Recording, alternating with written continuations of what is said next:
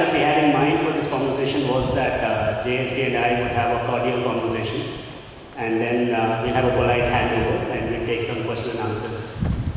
Then we had a meeting. We said we didn't come here for a polite conversation.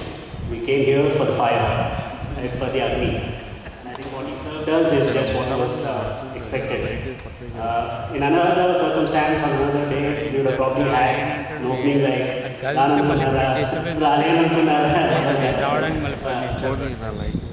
But I think given the criticality of the content and the urgency of the message, I will try and attempt to summarize in 2 minutes what I have taken away. And hopefully that will be a precursor for the questions that you might get from you. And for 10 minutes also after that, I will try and tease out some of the clarity that he's already given us into specific action items that we can take. So, identity, stability and prosperity. If you were to take away 3 words from whatever we just heard, these are the eternal concerns of any collective, whether it's a family, a society, a nation, or the global commons at large. How do you actually cohere? How do you create a coherence between identity, stability and prosperity? Of course, naturally so, because it's a world of narratives. So there are competing narratives of how do you arrive at this coherence. One theory will tell you that if you're able to work your way through prosperity, if you're able to get to a certain level of per capita GDP, for example, then you have a chance at reclaiming your identity. And that is the dominant zeitgeist. That is the theory that sort of permeates all of our institutions and perhaps our own psychological motivations also. The other theory, and there are many commentators, many supporters for that theory, and with the right kind of moral imagination as well. The other argument is that it is identity that actually creates the thrust for human activity. Unless you are clear about who you are and how you are different from the other, you will not be able to cohere to actually exercise your energy in a manner that generates stability, and it is stability that then creates prosperity. I don't think we have any other commentator who is able to make this point about our identity as clearly as JSD Garu does. So what he is doing today is not just reminding us of the right sequence and the right flow, but he's also telling us how to reclaim it. Sit down and really contemplate on why, what and how. Okay? And in fact, this conversation is also structured around the why, what and how. And when I think about the connection between the first book, about a year ago, we sat in Delhi and we spoke about how do you reclaim the knowledge, the loss of which you haven't even recognized yourself, right? At that time, I felt that the first book did a great service in actually taking the attention and consciousness as a collective for all of us from the politics of current day to the theology of politics, to actually the religious underpinning that governs politics. I would say, regardless of whether the method is effective, whether whether there could be a better method, those are all academic debates, and that message was clear. We can have those debates in comfort of rooms, but out in the street, have you recognized the loss? Is that loss hurting you? And are you able to see the dangers of further loss? And I think the first book gave us the vocabulary, it gave us the clarity on the loss that we've experienced without even knowing or registering that. Now, if I think about the connection with the second book, and I read it a couple of times now, we did a pre-book launch, I had an opportunity to read it then, and at that time I was focused more on his own personal creative journey. I will use this opportunity to advance that narrative beyond the process to actually the steps involved in reclaiming what we want us to reclaim. And I would say that the second book has actually told us about the history that the politics of religion creates. And hopefully, because this is not abstract, this is not something that is out there and esoteric when you talk about coloniality, this is territory, this is land. And this loss is a lot more palpable. And if you read this book, I think there is a pervading sense of loss. There's a pervading sense of foreboding about what is going to be the future loss unless we are able to get up and do what he's just asked us to do. So with that, this whole process of reclaiming our identity, the sense of loss, did you have the same difficulty in conveying this as opposed to, let's say, the colonization of the mind? How is the colonization of the mind different from a writer perspective from what you want to convey to the loss of time? All the freedoms that come with being in your home. So one is related to the other.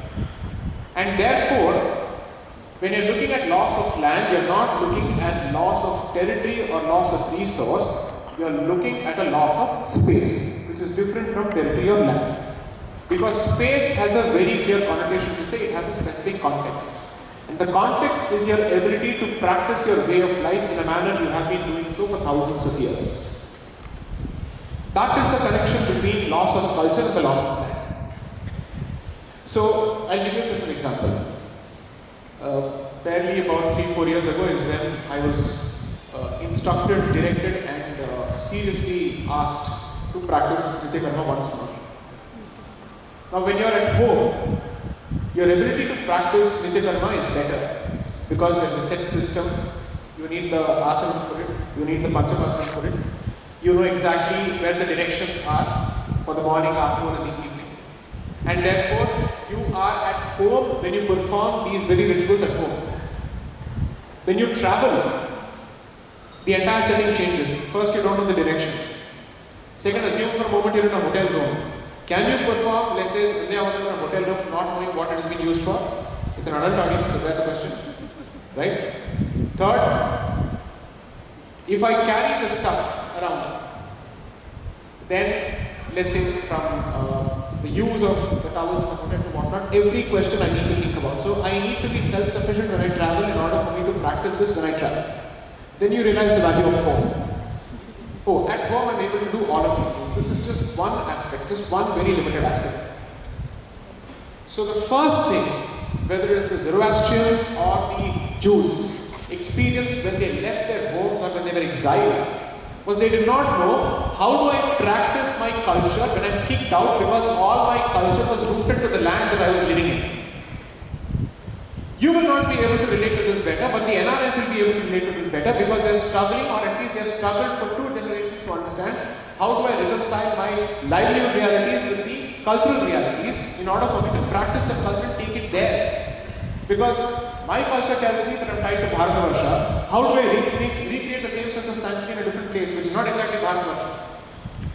So therefore, I'm directly looking at the relationship between loss of space and the consequent loss of consciousness, or your right over the consciousness, or your ability to practice the personal consciousness. This question, to the best of my knowledge, has typically been addressed in science. So for instance, you take it this way. Sri Aurobindo focuses on consciousness. Lesser mortals like Shashi Tharoor focus on economics. Because that's all they can focus on.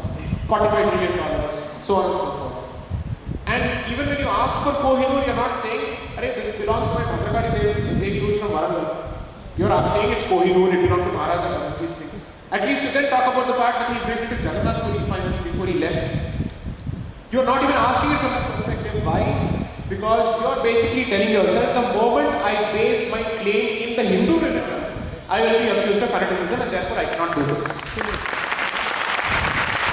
Therefore, you're constantly beating around the bush and you're looking for fairly, relatively secular justifications for it. Let me use culture as opposed to religion because I can't speak of Hindu. Let me speak of civilization because I can't speak of Hindu. This is the nonsensical game that we have to resort to because of the filters that have been imposed on us. So I used to play this game in the first book. Now I said, Jane, bother. Because by the time I was done with the reading of the second book, I said, now you can't be speaking, let's say, you can't resort to self-cognition anymore. The sense of urgency with which I read the literature for the second book and what I'm seeing around today, I'm telling me that now you really have to come clean and clear on your position. Embrace all the negative labels that are going to come your way and still make that particular position clear. And I've said this in Pune. Mrunmayee is here, she knows this. That I effectively drew inspiration, sorry, Mumbai says this. I draw inspiration from 2 people. Let this be said in 100 different places. If I get hate mail, I don't care. Sri Aurobindo and Mohammad Ali Jinnah both. Aurobindo for his articulation and his commitment to the civilization. Mohammad Ali Jinnah for getting the job done for his people. Assume for a moment that there was a Hindu Jinnah at that particular point, because you can't hope for a Muslim Gandhi. Assume for a moment that you have a Hindu Jinnah. If you and was given the very same importance as people bestowed on that message naked for me. Okay. Would we have landed at what we did in 46 and 47? That question needs to be asked.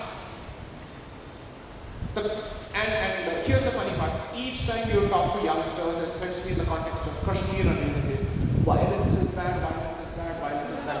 Are you idiots when you can't strike a distinction between legitimate use of force and violence?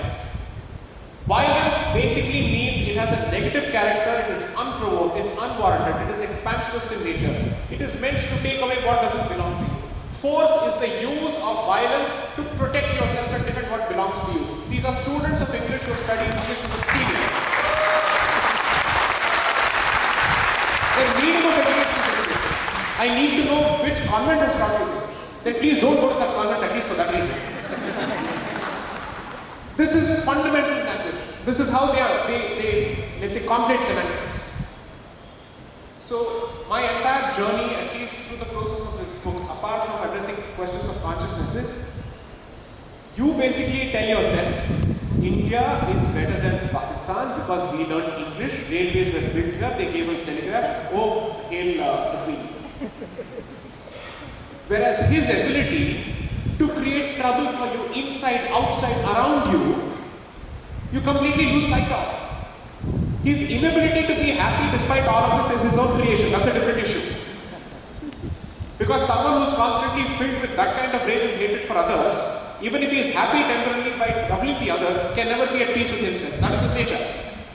Because his definition of the self starts with the hatred for the other. Whenever the definition of the self is not positive and starts with the hatred of the other, you will always land with a conflict itself.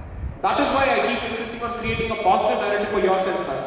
Create positive reasons for why you need to reclaim your culture as opposed to comparing yourself with a Muslim or a Christian or anybody else. Then you will have greater conviction. More importantly, from a strategic perspective, if you need to convey the message that I have to your children who are not adults, can you actually fill them with negativity? They'll run away from that issue immediately. All the more reason that strategically as parents you need really positive narratives to actually fill them, or let's say fill their heads. Look at it from a parent's perspective. Can you start telling them by saying, school mein ke saath mat padho? Is that right? Is it possible? No, it's not. Then you're making them social misfits who will not know how to handle the society, who will not know what to do Diwali, how do I respond to it. If the school starts saying that, you please come for Diwali, let's say celebration for Christmas, but not for other places, what do you do? But I took the decision to send them to a Christian school. How do I reconcile both? I am looking at the issue of consciousness very seriously, but with a very clear, let's say, practical position. Consciousness and its ability to be, let's say, to flourish is not possible without a geography. Therefore, you treat geography as your karma bhumi precisely for you to be able to live out your consciousness through your karma. That's why, so here's the point. Punya bhumi is the superset, karma bhumi is the subset. Your punya bhumi is necessarily your karma bhumi. But your karma bhumi is your adopted karma bhumi need not be your punya bhumi. For instance, Australia, New Zealand, or America. Now, I am hoping that we start replacing the word identity with consciousness more and more in our, let's say, conversations, so that it moves further, it moves deeper. Because when you speak of identity, you only speak of which party do I vote for at a particular given point in elections. But if you speak of consciousness, you will end up asking, for this sacred space, what is the rule to be observed? Should there be any dissenting voices from the Hindu community when it comes to the issue of entry of a certain bracket of people as far as Sabrimala is concerned? That question would have been addressed and focused on consciousness as an instant, let's say, identity. That is the distinction. Because how you arrive at two different answers for the very same case if you start with consciousness as the point of inquiry and identity as